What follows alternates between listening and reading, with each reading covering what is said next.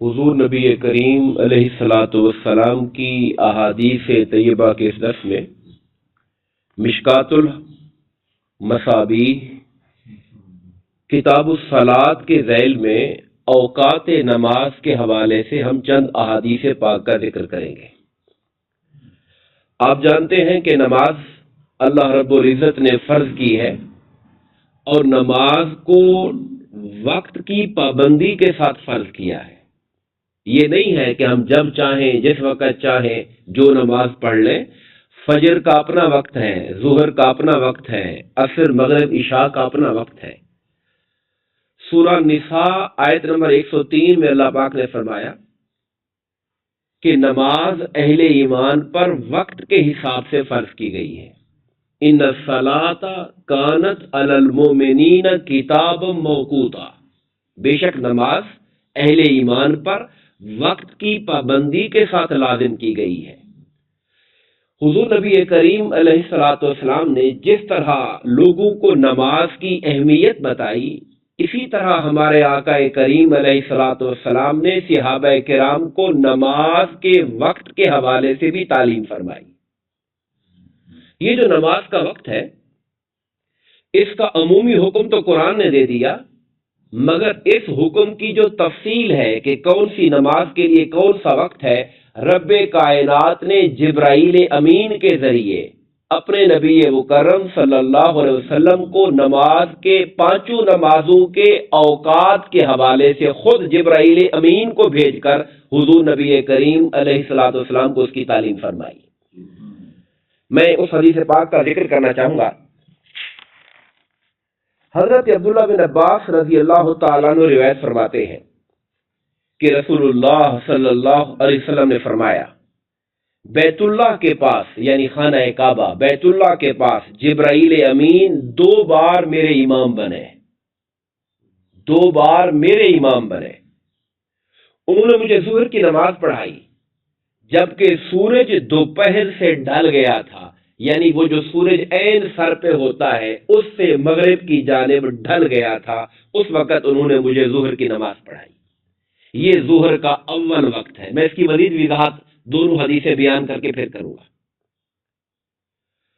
جبرائیل نے مجھے فرمایا، اس وقت وہ جو ظہر کا نماز کا ٹائم بتایا، اس وقت سایہ تسمے کی مقدار تھا۔ جب سورج عین سر پہ ہوتا ہے تو آپ جانتے ہیں سایہ سب سے چھوٹا ہو جاتا ہے، اور جب سورج ڈھلنا شروع ہوتا ہے تو سایہ بڑھنا شروع ہو جاتا ہے۔ تو فرمایا سایہ تسمے کی مقدار تھا، سب سے چھوٹا سایہ تھا۔ جبرائیل نے مجھے عصر کی نماز پڑھائی جبکہ ہر چیز کا سایہ ایک مثل ہو گیا۔ وہ جو سب سے چھوٹا سایہ ہوتا ہے اسے سایہ اصلی کہتے ہیں۔ تھوڑی سی ٹیکنیکل بات ہے، مگر آپ دھیان فرمائیں گے تو بات کلیئر ہو جائے گی۔ جب انسان کا سایہ عین دن کے وقت جب سورج سر پر ہوتا ہے اور سایہ سب سے چھوٹا ہوتا ہے، اسے سایہ اصلی کہتے ہیں۔ جب وہ اصلی سایہ ڈبل ہو گیا، فرماتے جبرائیل نے مجھے عصر کی نماز پڑھائی۔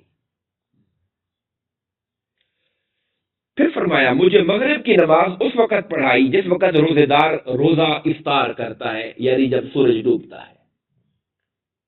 آقا انعامدار علیہ الصلوۃ والسلام نے عشاء کا ذکر نہیں کیا۔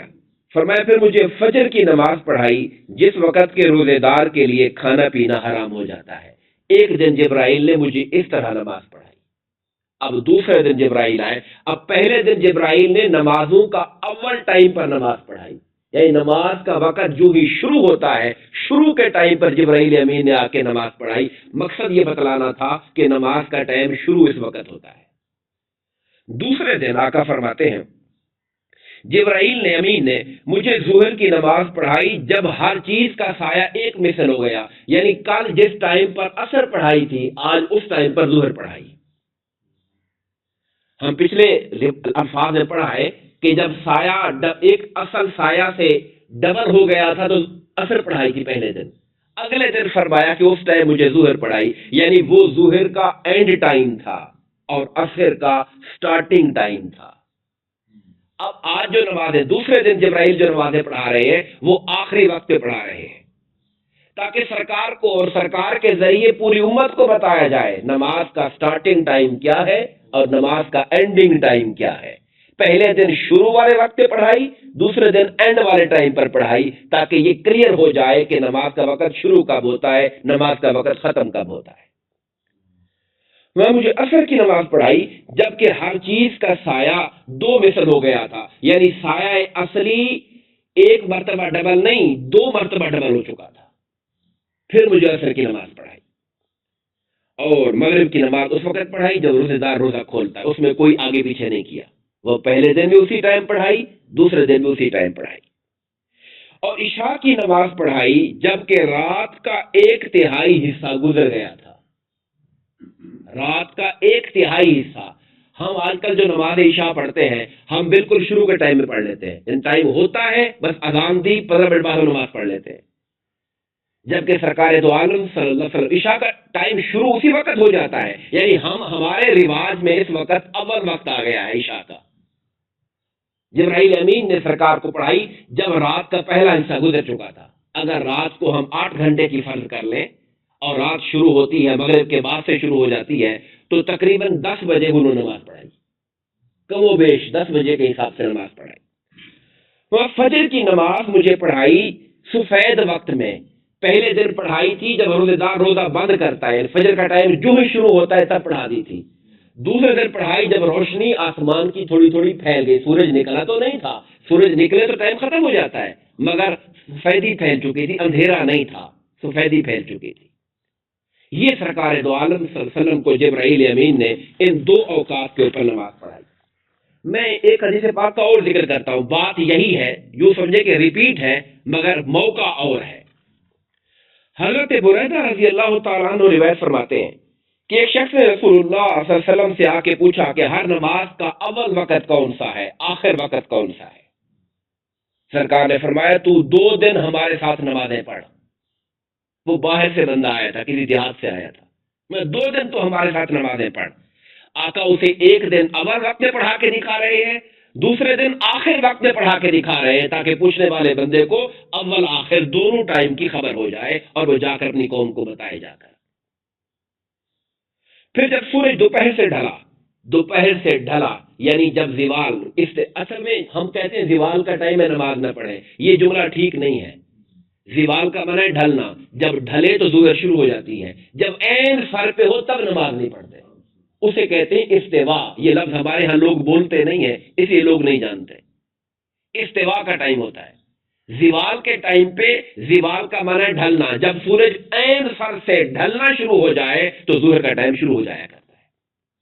پہلے دن نماز پڑھائی, میں اب جلدی کر دیتا ہوں کیونکہ باتیں وہی ہیں جو ہم پچھلے دن بیان کر چکے. تو سرکار نے بلال کو حکم دیا نماز ظہر کی اقامت کا. پھر انہوں نے نماز عصر کی اذان و اقامت کا حکم دیا جب سورج ابھی بلندی پر تھا اور اس کی دھوپ صاف اور تیز تھی اور سفید تھی, یعنی وہ جو سورج اصل سایہ سے ڈبل ہوا تھا. پھر انہیں حکم دیا کہ نماز مغرب کی اقامت کہو جبکہ سورج غروب ہو گیا تھا. پھر حکم دیا کہ نماز عشاء کی اقامت کہو جبکہ شفق غائب ہو گئی. شفق کہتے ہیں سورج ڈوبنے کے بعد وہ جو سرخی آسمان کے کناروں پہ نظر آتی ہے اسے شفق کہتے ہیں, وہ جو سرخی نظر آتی ہے آسمان کے کناروں پر. پھر فرمایا کہ جب فجر طلوع ہوئی یعنی جب ہم روزہ بند کرتے ہیں اس ٹائم نماز فجر کی نماز پڑھائی. جب دوسرا دن آیا تو آپ نے بلال کو کہا کہ ظہر ٹھنڈی کر کے پڑھنا آج, یعنی وہ جو سورج سر پہ ہوتا ہے پہلا پہر ہوا اس ٹائم نہیں, کہا ٹھنڈی کر کے پڑھو, یہ ایک پہر بھی گزر جائے اور جب دوسرا جس کو ہم کہتے ہیں کہ سے پہر آ گیا ہے اس ٹائم ان سے عصر کی نماز پڑھوائی, ظہر کی نماز کا ٹھنڈی کر کے پڑھو. پھر آپ نے عصر کی نماز ادا کی جبکہ سورج ابھی بلند تھا مگر کل کے مقابلے میں لیٹ کر کے پڑھی, اور عشاء کی نماز رات کا 1/3 حصہ گزرنے کے بعد پڑھی اور فجر کی نماز سفید کر کے پڑھی. پھر فرمایا نمازوں کا وقت دریافت کرنے والا بندہ کدھر ہے؟ اس نے کہا یا رسول اللہ میں یہاں بیٹھا ہوا ہوں. فرمایا یہ ہے ہماری نمازوں کے اوقات جو 2 دن میں تم نے دیکھے. پہلے دن ہم نے اول وقت تمہیں بتائے, دوسرے دن ہم نے تمہیں آخر وقت بتائے تھے. ان احادیث پاک کے بعد میں تھوڑی سی وضاحت یہ کرنا چاہوں گا کہ یہ جو اوقات ہیں یہ ہے اول وقت اور آخر وقت. اب ایک بحث علماء کرتے ہیں کہ اس میں ترجیحی ٹائم زیادہ مستحب وقت کون سا ہے, بہتر وقت کون سا ہے. ہمارے امت کے اندر دو طبقات ہو گئے. ہمارے ہاں بعض لوگ وہ ہیں جو اول ٹائم میں پڑھنے کی کوشش کرتے ہیں، اور خاص طور پر یہ جو عرب دنیا ہے وہ اول ٹائم پڑھتی ہے نماز. اور ہمارے جو فقہائے احناف ہیں، امام اعظم ابو حنیفہ رحمۃ اللہ تعالی علیہ، انہوں نے کہا کہ فجر کو لیٹ کر کے پڑھنا مستحب ہے. مقصد کیا تھا؟ تاکہ زیادہ سے زیادہ نمازی اکٹھے ہو جائے. آپ بہت جلدی پڑھیں گے تو کئی لوگ نہیں آ سکیں گے. نمازوں کے اندر میں باقی تفصیلات چھوڑ دو تو اتنا جاننا ضروری ہے کہ یہ جو اول اور آخر ٹائم ہے، اس کے درمیان وہ ٹائم فکس کر لینا جس میں اہل محلہ کو سہولت ہو، جس میں نمازی زیادہ اکٹھے ہو جائیں، وہ ٹائم زیادہ مستحب سمجھا جائے گا، وہی ٹائم زیادہ اچھا سمجھا جائے گا. اگر ہمارے محلے کے حساب سے، میں ایک مثال کے طور پہ کہہ رہا ہوں کہ لوگ زیادہ غالب لوگ یہ کہتے ہیں کہ ہم دفتروں سے آتے ہیں اور ہماری ظہر جو ہے وہ اس ٹائم ہونی چاہیے، 2:30 بجے ہونی چاہیے، 3 بجے ہونی چاہیے. تو شرن اگر زیادہ نمازی اس وقت حاضر ہو سکتے ہیں تو شرن کوئی قباحت نہیں ہے اگر ٹائم کو اوپر لے جائیں. یہ جو ٹائم ہم اب رکھا ہوا ہے یہ بھی تو اپنی سہولت کے لیے رکھا ہوا ہے. اللہ تعالیٰ نے تو وقت کے مدت کو پھیلا دیا ہے. خدا نے یہ نہیں کہا کہ 10 منٹ ہے فٹافٹ نماز پڑھو. میرا خدا بڑا مہربان ہے اپنے بندوں کے اوپر، بڑا رحیم ہے. اس نے 15 منٹ نہیں دیے کہ بس یہ ٹائم ہے بھاگو نماز پڑھو، جتنا جو سارے کام چھوڑو یہاں آ جاؤ. خدا نے لمبا ٹائم دے دیا کہ یہاں سے شروع ہو رہا ہے یہاں ختم ہو رہا ہے. اب تم جماعت پڑھنے کے لیے آپس میں اتفاق اور ایکا کر کے جس میں زیادہ لوگ اکٹھے ہو جائیں وہ وقت مقرر کر لو. اس وقت کے اندر نماز پڑھنا مستحب ٹائم کہلائے گا. اور آخری بات یاد کرنا چاہتا ہوں، بعض احادیث پاک میں یہ ملتا ہے کہ جب سرکار دو عالم صلی اللہ علیہ وسلم سفر میں ہوتے اور جلدی ہوتی تو آقا انعامدار ظہر اور عصر کو اکٹھا کر دیتے اور مغرب اور عشاء کو اکٹھا کر دیتے. یہ بخاری اور مسلم کی بعض احادیث میں یہ بات موجود ہے. اس لیے کئی لوگ سفر کے موقع پر یا حالات ٹھیک نہ ہو، بارشیں ہوں، کچھ طوفان ہو تو نماز اکٹھا کر لیتے. ہمارے امت میں کچھ لوگ کرتے ہیں، مگر احناف کی رائے یہ ہے کیونکہ اللہ پاک نے کہا کہ نماز اپنے ٹائم پر فرض ہے تو آپ ظہر کو عصر کے ٹائم میں یا عصر کو ظہر کے وقت میں داخل نہیں کریں، نہ کریں، یہ ٹھیک نہیں ہے. مغرب کو عشاء کے ٹائم میں یا عشاء کو مغرب کے ٹائم میں داخل نہ کریں. تو پھر علماء کہتے ہیں کہ وہ جو سرکار سے روایت منسوب ہے کہ آپ نے اکٹھے کر کے پڑھی ہے تو اس کا پھر کیا مطلب ہے؟ ہم کہتے ہیں وہ جو سرکار کا اکٹھے پڑھنا ہے وہ حقیقتاً جمع نہیں ہے. یہ ایک ٹیکنیکل لفظ بول رہا ہوں، وہ حقیقی جمع نہیں ہے، وہ جمع صوری ہے. صوری کہتے ہیں صورت سے نکلا ہے، یعنی نظر ایسے آ رہا ہے کہ جمع کیا مگر جمع کیا نہیں. آپ کہیں گے یہ کیسی بات ہے؟ یہ بات اس طرح ہے کہ ظہر کی نماز کو ظہر کے آخری ٹائم پہ پڑھا، عصر کی نماز کو عصر کے پہلے ٹائم پر پڑھا.